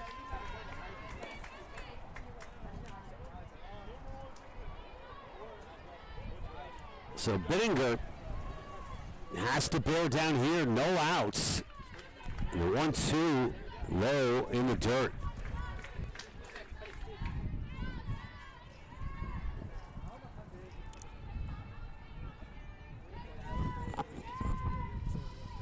Farisi.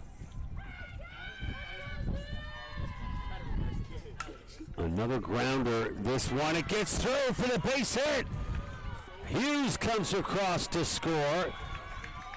I mean, Mahoney, my apologies. And it's 5-4 on the base hit from Gabby Farisi, and a stroke of genius, Ryan, by Jackie Davis. Yeah, it looks like Abreu is going to re-enter and run for Farisi now, so the pinch hit pays off, and now the speed back out on the base pads.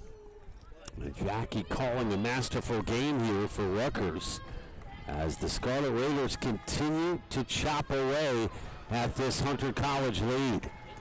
It felt like it was only a matter of time. They were putting together good at-bats. They were getting base runners aboard, just weren't able to quite cash in yet. And finally, they're getting some energy here in the dugout and overall here in the 6th. I couldn't agree more. It's almost like you started to feel it.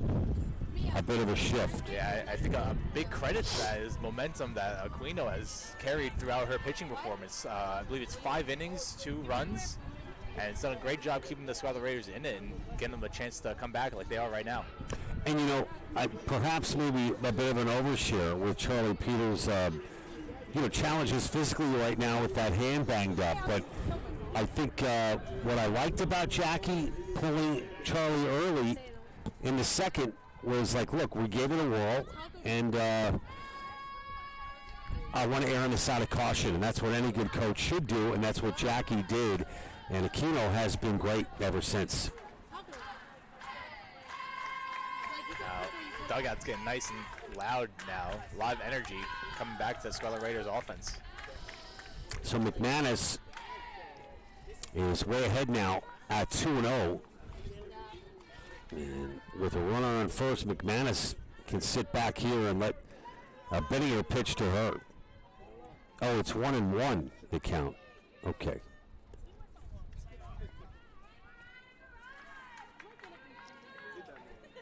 Ooh. Getting up underneath that one was McManus. A moonshot to center. I don't even think Thompson moved for that one. That ball just kind of landed in her lap. Exactly. And this young student athlete for Rutgers Newark is any young viewers out there want a tutorial on a right-handed batter doing things the right way, check out Kayla Cardozo. Yeah, she had that big double, as we mentioned, the center field, the last at bat. You can see Thompson just a moment ago just taking a few steps back now, trying to read it after that. Right elbow back. I love the way she holds the bat. She's got that left shoulder in just a little bit, stance a bit open, but feet shoulder width apart. Really scary part to be in this lineup if you're a hunter here, especially with O'Brien on deck too. And it looks like Abby might be keeping the ball away from Cardozo just a little bit, but certainly can't pitch around her either. Yeah, I mean, Cardozo beat her in the first matchup, got on front, drove that one to center, and she's trying to just keep it out of her stretched out arms, trying to jam her up a bit, get her to roll over on one outside.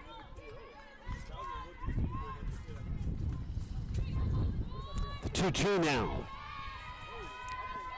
And, oh, that was close. I like how Bendinger came on the inside on that one, as she's really moving the ball around beautifully in this at-bat, and the full count payoff pitch. And that's outside, ball 4. So Abby very careful with the hard-hitting Cardozo. And Cardozo draws the walk, but no rest here. It'll be interesting to see how she wants to go up against O'Brien. O'Brien's kind of had her number today, so we'll see if she tries to pitch around her or go and attack right at her, try and get that double play maybe.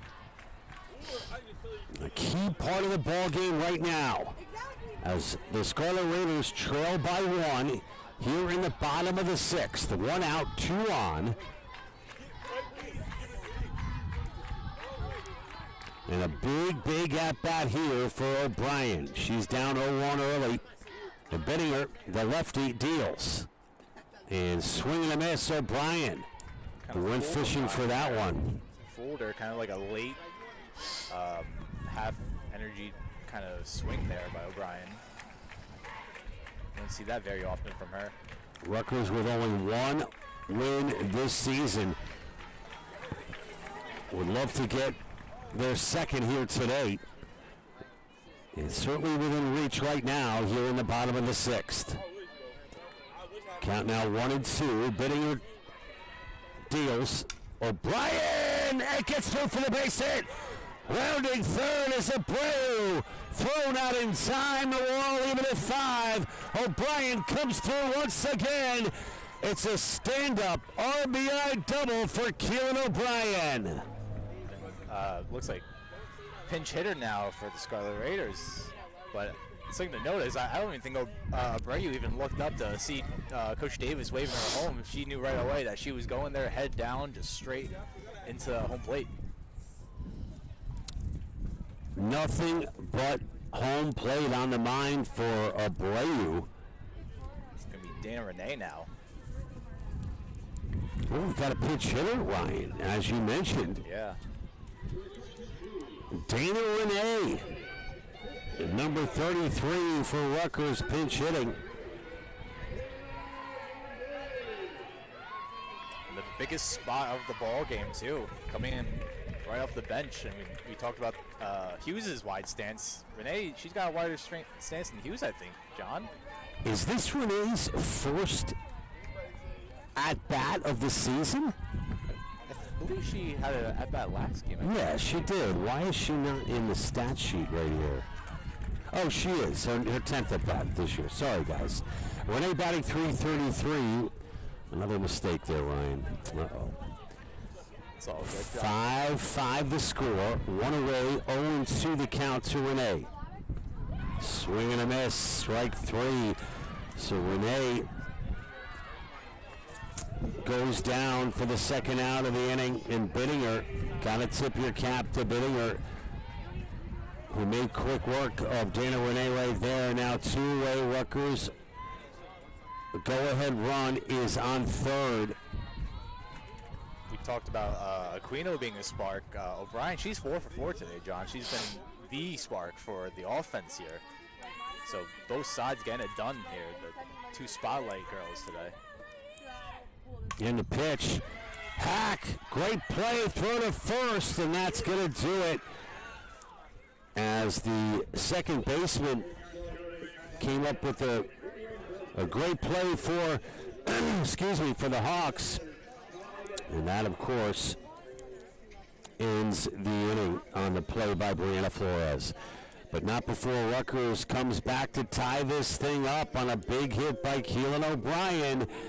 We are tied at 5 going to the 7th inning. We'll be back with more of Rutgers Newark softball live on Raider Vision right after this.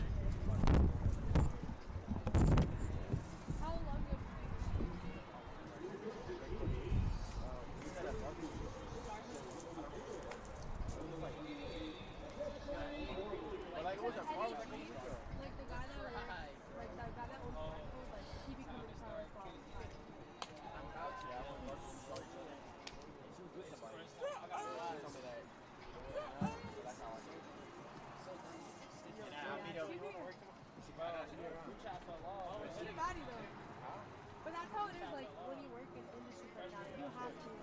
Like, we get ready for benches all the time.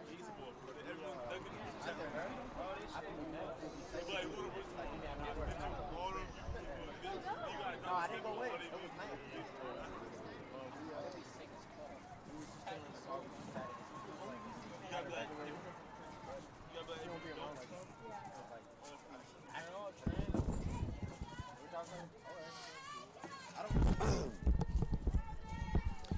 And we're back here live at Frederick Douglass Field. 7th inning upon us. Tie ball game. Who wants to be the hero? That one is knocked down by Aquino. The throw in time. Great recovery by Aquino to throw out the leadoff batter for the Hawks. And that's a huge play right there, Ryan, for the first out of the inning. If that runner's safe, a whole different complexion here in the top of the 7th. Great job by Aquino to just stay composed on that, not rush herself. She had plenty of time. She knew it, and she took every second she needed. Not one over, right down Broadway for the called strike. Rosenthal, who's been hot in the field today for Hunter, looks to translate that play into her offensive game here. She's quickly in the hole at 0-2. So just when it matters most, Aquino for Rutgers doing her job here in the 7th inning. Swing and a miss. Rosenthal goes down for the second out of the inning. And Ryan, Aquino continues to look stronger as this game goes on. Yeah, I mean, ever since she came in, she's been going at it right away, attacking hitters early on, getting ahead in counts, and just doing a great job mixing her pitches. Thumhart now with the pressure on, 2 outs. Thumhart. She's pitching quickly and efficiently here.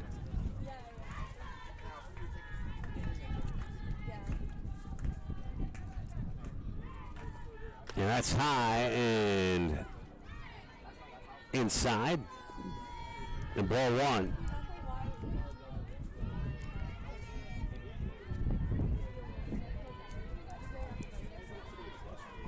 And the lefty deals, flared behind us and foul.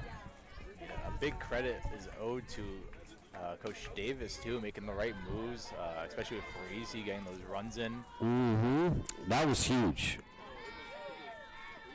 Don't forget Jackie, multiple championships at Suffolk University in Boston. And swing and a miss! Great job by Mia Aquino, making quick work of the Hawks. Downswing for the third out is Thumhart. And we will head to the bottom of the seventh, tied at 5. Is a walk-off in the Scarlet Raiders' future? We will find out right after this. You're watching Scarlet Raiders softball live on Raider Vision. Back after this. It definitely is hard to be in relationships. Like,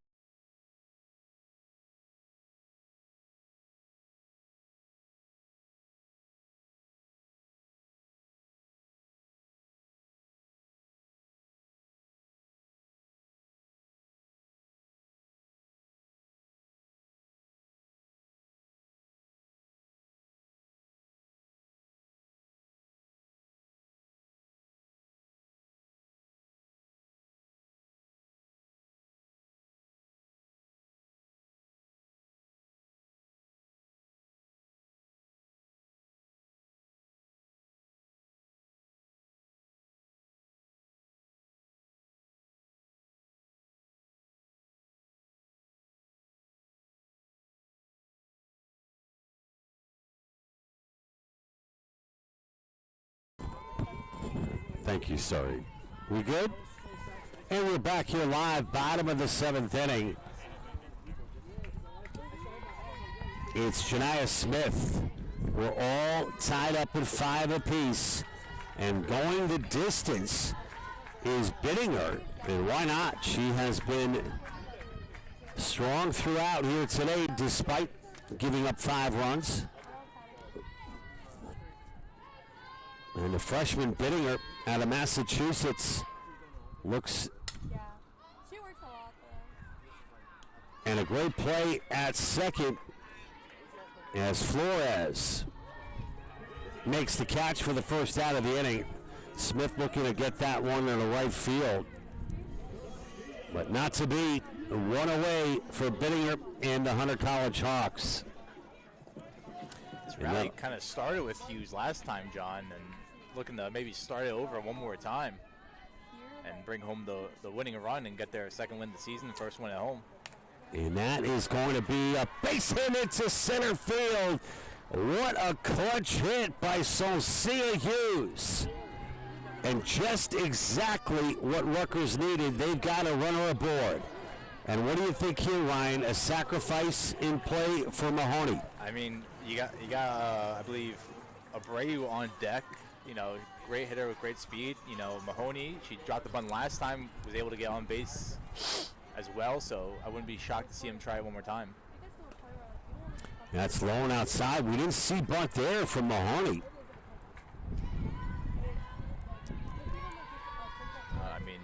Coach Davis also went to a pinch hitter last time when we got to Abreu, so I'm interested to see if they try it again. Ooh. And that one way short. The off speed from Bittinger. In a good position now, Ryan, for Mahoney at 2-0.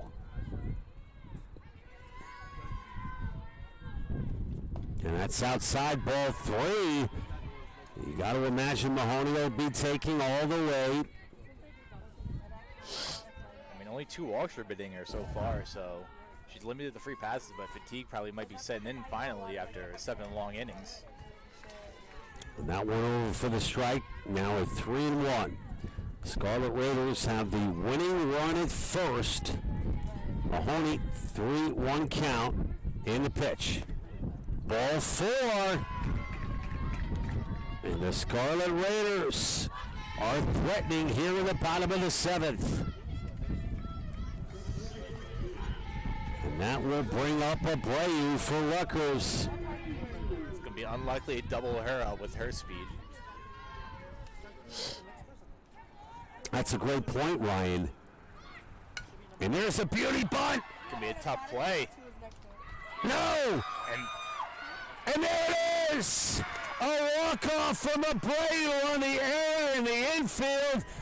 Coming across to score with the winning run is Socia Hughes.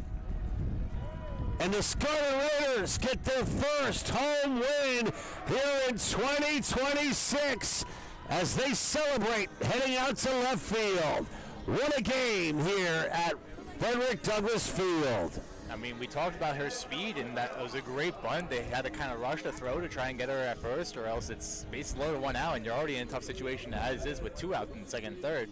So, and ball just gets by second base covering, and Scarlet Raiders take advantage of it. Ryan, just what the doctor ordered.